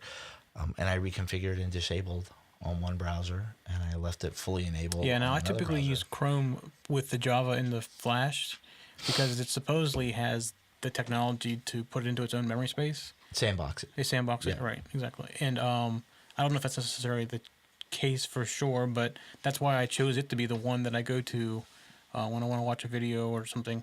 And what I've found is, in most cases, I don't have an issue watching a video on YouTube unless I just uploaded it, because they in the background do translate it over to HTML5, and then it runs fine in Firefox. But if it's a new video, it won't play. Well, and I also think it's some of the issues like when people upload videos to Facebook, it's Flash. So, right. And so you see your friends post something. So if I have all of this disabled and I don't have it set to run, then what it's going to do is it's going to say, you need to install this. So if you have the feature disabled and then you go to click to install it, it's going to set it across all your browsers. Yeah, now, see, I don't use Facebook a lot, but when I do use it, I use it on a mobile device like an iPad or an iPhone. Yep. And they play fine there. I hardly ever go to it on a web browser, on a full-blown web browser. Yeah. So, and that's where you just got to remember different browsers for different purposes. Right. So different strokes for different folks, different browsers for different purposes. So we have another article from Semantic. Basically, Team Spy, a backdoor to the viewer. So this attack abuses a very popular TeamViewer remote administrative tool to control malware running on your machine. So your device is already infected, but now what they're doing is they're using TeamViewer. So they're using TeamViewer from Microsoft to do this? I don't know if it's specifically from Microsoft. Well, TeamViewer is part of Microsoft. Soft's probably. If it's the same thing, yeah. So, but it's almost like what we talked about earlier, where you need administrator control of your web server using cPanel or something like that. So, what we're finding is that malware writers are creating their own remote management console into their infected devices. And they're using TeamViewer to do that. That's kind of neat idea. The whole idea of TeamViewer is to be able to do that kind of stuff. You take remote admin. Yeah, remote admin stuff. So, you're already compromised. They already have access. So more than likely, what they're doing is they're either uploading additional code or updating the code that they have, or testing you or using you as a source deployment. So the exploit, though, as much as it's in the wild, they're saying that Russia is the #1 target where they're seeing the highest activity on something like this. So the roles are getting reversed now. Not Russia is the target, and we're not the target, and it's not coming from Russia. It's going into Russia. That's weird. That is actually kind of weird. It is, and you wouldn't think that a country like Russia, where the economy is already weak, the infrastructure is already weak, versus the economy and Yeah, like what are they trying to Canada get for out the of United Russia? States. I don't know. But I got to say, though, something like this just, sometimes what we see is we're catching the trails of somebody doing their testing process. You know what I mean? So maybe they found it was easier to do it in Russia. And, Maybe. and they're building this tool up, and then they'll come and hit somebody has a deeper pocket that's a little bit harder to get after. Right. So, and now they've established basically a web console management interface for malware. And one of our last topics in trending malware and phishing is Indian websites pursued by phishers. So Symantec, again, has constantly monitored phishing sites hosted on compromised Indian websites. And what I mean by Indian websites, I mean the country of India. So in 2011, Symantec detailed a study that said the compromised sites, and they did a number, they did a detection, they documented their study from 2011. Then they went out and they repeated their study in 2012 and found that information technology is the number one target in higher education, is number two from phishing sites that are being hosted or that are sitting in India. So Symantec has a pretty good bead on them and basically watches them to help trend what's going on, to see if attack vectors are shifting, or here it just appears that it's a shift in industry. So information technology industry is just constantly being spammed, and like you guys call me LT, it's low tech, right? All right. Right. Yeah. So information technology companies, they have their layered security. They preach the concept of layered security when all you got to do is hit the user. Right. Yeah. Yeah. And then higher education's interesting, though. Yeah. And what are they getting out of higher education? That's what I kind of wonder. I don't see higher education is something that, monetarily you're going to make a lot of money off of. No, I can't always say. I just want to figure out what are they getting out of higher education as far as value goes. I mean, most of the people that are going to higher education are broke because of student loans. But see, we also talked about an APT, the Mandiant APT-1 report, where they found the compromise on Coca-Cola when they were doing a negotiation with Coca-Cola, or the compromise for, was it Talvent, because of the some of the technology, to steal some of the technology. So I wonder if you're thinking like MIT and some of the higher educations there trying to get some of the projects that are going on inside. They have, they really depend on publishing. They really depend on their research, so maybe they're looking to just probe for their way in, right. And launch an APT. You rent somebody's, they're basically their phishing or their spam net. Yeah. Throw a lot of things out there and see where it lands. And so, other than that, we've been really busy at work. We've been watching, like you said, you got the Easter. We've been watching spams come through. We're seeing, an increase in that as Easter approaches. Then with the Pope, then with a lot of the great work coming out of Symantec and Trend Micro and a lot of the other AV vendors. I just gotta circle back on the first subject. Since reading it, I can't get that out of my head.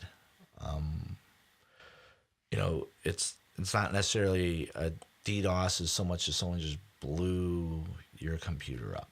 Right. Very destructive. I mean, that's the kind of thing you don't want to happen because you're never prepared for that kind of stuff. Yeah. So the other thing is so this is reached the media starting to, and they were actually some of the first people to report what was going on, because I think some of the AV vendors weren't too sure what was going on because of the fact that someone just says, hey, I got black screen. So black screen at first isn't going to come across as security. So you No, know, you think you have some kind of equipment failure typically when you get a black screen like that. yeah. So you're their going looking help for desk it is probably lighting up before security without any idea what really going on until they get their hands on one to see what happened. So there was probably a delay in that, but so the media was talking about it, and I think because the media started to really start to gain a lot of information on it, that's when AV vendors started to step in and say, hey, maybe we got something going on here. Right, and that takes some time to figure out the pattern. So so now that it hit the media, now that Trend has done a great analysis on it, and they have signatures, they have heuristic tools deployed, they have pattern releases that they tell you watch. Symantec does. Several other security vendors that are within the region have write-ups on this. It's now what I'm afraid is somebody's going to say, well, where else can I try this? And not necessarily, the reported attackers in Korea, but another entity. So what if Anonymous takes it to the next level? So instead of hacktivism, where they, deface your website, what if Anonymous says, well, I really disapprove of the content of your website, so I'm not going to deface you. I'm going to crush you. Right. And you got to wonder, when, not where, but when will this be leveraged again? Right. It's only a matter of time in these type of things. So let me paint a scenario for you. What if somebody figures out how to fold this into a watering hole? You have to put some kind of delay on it, otherwise they figure out what watering hole it was. Yeah. So if you would add a delay to, am I giving people ideas here? No. But what I'm saying though is just so if you did like that, you basically have someone coming to you. Yeah, if you did it with a water hole and you put a delay on it. So say somebody like the LA Times, how many people go to their website? How many? It was thousands of people. Yeah. And you wait for a week or two before you destroy the machine. By the time it happens, more people are infected, and you wouldn't even know that it was getting happen. And the source, and then and you ask most users, especially on the computer, what'd you do this morning? They have a hard time answering you. Literally, what'd you do a week ago? And not just that. Just think if they would get off the public and say, you go to some common government site, like their healthcare plan or something like that, or whatever they call their benefits. I know what it is, but I can't remember what it's called. But somehow they get into that and they infect that. So then you have all these people in the government that all of a sudden in one day their screens go black. What's that mean? That could be horrible. So yeah. It's just and like I said, so your first response is going to be help desk. Yeah. And if I was the help desk, my first response would be, see ya. Yeah. I'm gone. So I don't deal with that kind of stuff. I'll get you a new hard drive. Yeah. So, but I just, reading about this and finding out more information on it, I kept searching for more information, because you want to be able to pick up on that one piece of information that's going to initiate our response that much faster. Right. And protect your network and try to learn from not necessarily the mistakes, because I don't think anybody made a mistake, because the way that this works and the way that this functions, nobody made a mistake. Like, black screen. Right. If I have a user that calls me up and literally said, hey, my computer just went black, I'm going to say, well, did you call the help desk? I have no other reason to think that I would need to get involved. Right. And so just really scary, and scary to the point of, when are we going to see this again? I don't doubt that we won't see this again. Oh, yes, we're going to see it again. You're gonna get some copycatters out there, and they're going to say, how can I one up you? Right. And so that's the last thing for the night, right? I think that is it. All right. Well, for show notes from this show and contact details and more, go to the securitydecoded.tv website, and you can get show notes and watch all the other episodes of Security Decoded. While there, check out the other great shows we have at techzen.tv. We'd love to hear from our viewers and listeners. You can contact us via Twitter and email. And while you're at the site, getting the Twitter and email, you can also leave us a voicemail at 913-732-3327. And don't worry, nobody's going to pick up the phone. This is all Google Voice, so we just get the email with your voicemail. If you want to make a video and send it to us of your security experiences, or give us some comments back, just create a video, upload it to like YouTube or Vimeo, send us a link, and you might just see that video on the show in a future episode. So since Dennis is not here, we don't have that question at the end of the night. And I gotta say, I almost sweat his questions. Yeah, I know. Because you just don't know what's gonna come at you. I don't do good with quick questions like that. No, and there are things like, so today's topic, if you were to find that Easter egg, yeah. you know, what color would the Easter egg be related to? Yeah. To me, it's gonna be Korea, you know, and it's gonna be the black egg. You know? Yeah. So I guess one other note: next week we aren't going to have a live show. We're not all available next week, so it'll be 2 weeks to the next live show. And we do record every Wednesday night at 6 p.m. except for next week. And you can always come and join us and get in the chat room and chat with us as well. And before we go, I just got to say, you know, go check out Ting. Yeah, check out Ting. I really definitely appreciate the support of Ting. Really like, you know, that and just get some more information on it. And then we do have that discount for $25 off. Right. That's right. $25 off first bill or your phone. Yep. And yeah, cool. And we will see you in 2 weeks. All right. Bye, everybody. For show notes for this show, contacts, and more, go to the TextZen.tv website where you can get show notes for all of our shows. We love to hear from our viewers and listeners. We have an email, a Twitter, and a phone number where you can contact us for each show. For details, visit the TextZen.tv website and get the show details. You can also make a video and upload it somewhere like YouTube or Vimeo and then just send us a link. You never know, you may see your video in a future show. You can get all of our shows delivered automatically to your favorite device by going to your favorite podcast website like iTunes and subscribing. Each of our shows also has a YouTube channel you can subscribe to get regular updates. Our shows are also available on most internet radio networks like Stitcher and TuneIn Radio. You can also watch and listen to our shows on Xbox, TiVo, and Roku. You can even find us on your Zoom.